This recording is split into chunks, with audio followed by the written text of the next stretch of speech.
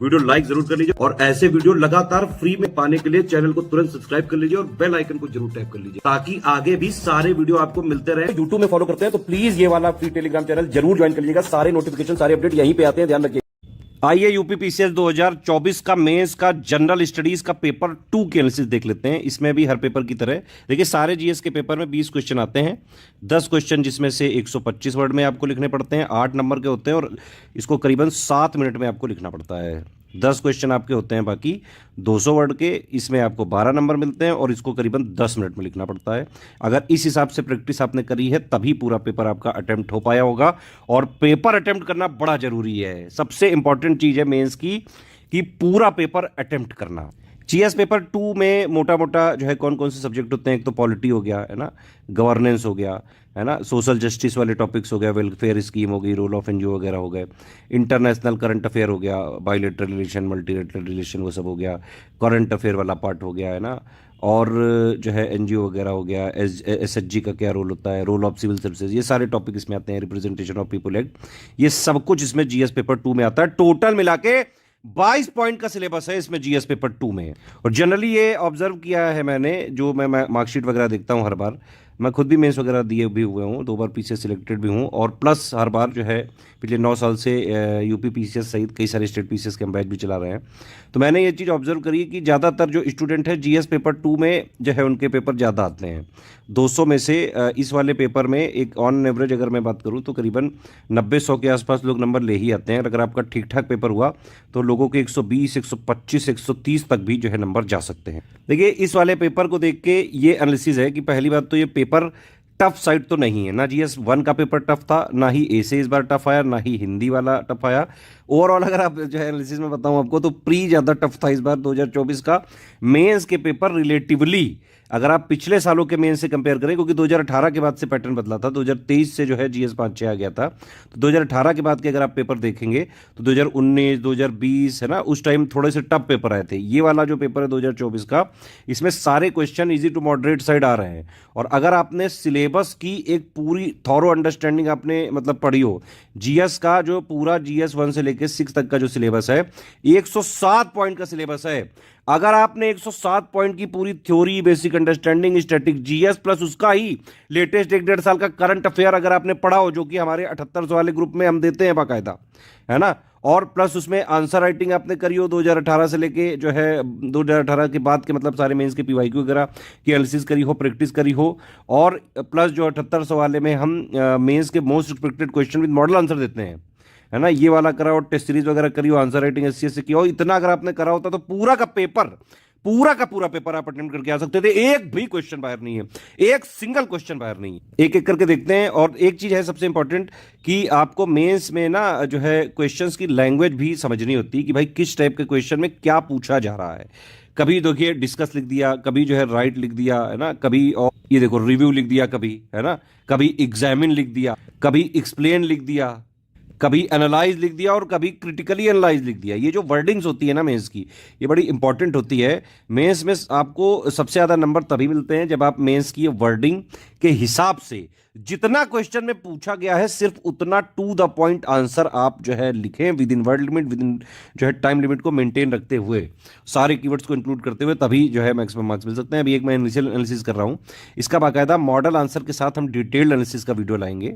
Question देख लेते हैं कुछ कुछ। जैसे पहला क्वेश्चन है short note on the composition of constituent assembly.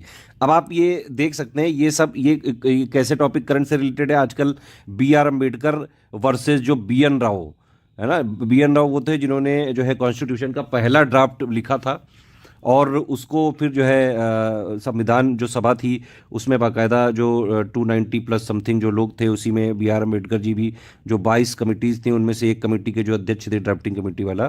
तो ये सब बहस जो चल रही है आजकल कि भाई कॉन्स्टिट्यूशन का असली फादर कौन, उसी से रिलेटेड है ये टॉपिक। आप समझ रहे हो कि नहीं?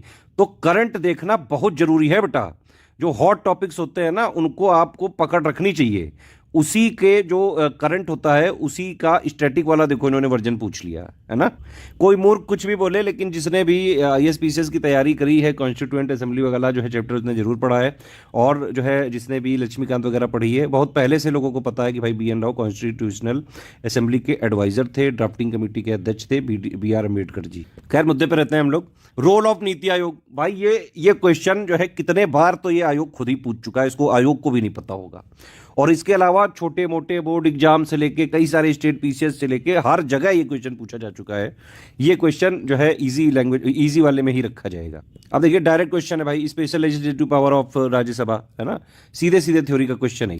Independence of judiciary, separation of power, देख रहे हो आप, बेसिक स्ट्रक्चर डॉक्ट्रिन, सीधे सीधे क्वेश्चन है। मतलब सिलेबस भी पढ़ के क्या होते तो आप जो है करीबन 60-70% पेपर उड़ा डालते। जितना हमने 78 वाले में लिख के दिया है आपको, static GS plus current affair plus mains question model answer, अगर वही आप करके क्या होते तो भी आप पूरा पेपर ही कर सकते थे।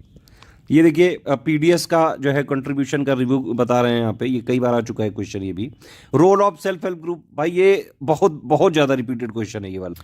रोल ऑफ वो सिविल सर्विसेज या फिर सिविल सोसाइटी, सीधे सीधे उसी सिलेबस के पॉइंट से क्वेश्चन आ गया। India Maldives relations are link to mutual interest, latest में जो भी डेवलपमेंट्स हुए हैं उसमें, जैसे जो अभी इंडिया पाक का युद्ध हुआ उसमें जिसका जिसका जो जो रिएक्शन आया, मालदीव से हमारे रिश्तों में जो जो खटास आई, तो ये सब करंट का ही पार्ट है, उसी से लिंक करके देखो दे दिया क्वेश्चन। WHO भी बड़ा चर्चा में रहा है कोविड के बाद से लेके, निगेटिव पॉजिटिव दोनों टाइप के रोल में, सीधे सीधे क्वेश्चन वहाँ से आ गया। Regional policy towards south east Asia, ये क्वेश्चन थोड़ा ठीक जो है बनाया गया है। और इसमें भी हालांकि इंटरप्रेट करके आंसर दिया जा सकता था, डायरेक्ट क्वेश्चन है एक तरह से ये।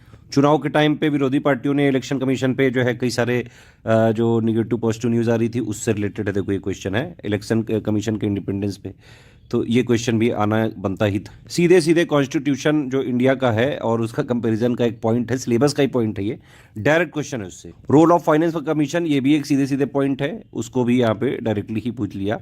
हालांकि इसमें जो है रीजनल डिस्पैरिटीज़ वगैरह से रिलेट करके पूछा है यहाँ पे। जो वल्नरेबल सेक्शंस के लिए वेलफेयर स्कीम्स होती हैं उनके क्या क्या चैलेंजेस हैं, ये सब पूछ रही है गवर्नमेंट। 2014 के बाद से इंडिया की क्या प्रोग्रेस है हंगर और पॉवर्टी में, कई सारी रिपोर्ट वगैरह आती रहती हैं, बहुत सारा करंट अफेयर वगैरह है इसमें, बाकायदा मल्टी पॉवर्टी इंडेक्स वगैरह भी जो है कोट किया जा सकता था, बहुत सारा डेटा है इसमें। नीति आयोग का ही कितना डेटा आता रहता है। ये जो है इंडिया और बांग्लादेश के बीच में डिस्प्यूट्स वगैरह, कई सारे लेटेस्ट जो करंट अफेयर है उन्हीं से रिलेटेड है ये। बाकी इजराइल फ़लस्तीन वाला तो जानते ही हैं आप, ये तो एवरग्रीन टॉपिक है ये, और लेटेस्ट में जो है काफ़ी तेज़ी से चल ही रहा है ये। अगर देखा जाए ध्यान से तो ये वाला क्वेश्चन भी रिपीटेड ही है, तो मैक्सिमम क्वेश्चन यहाँ पे मुझे तो रिपीटेड ही दिखे।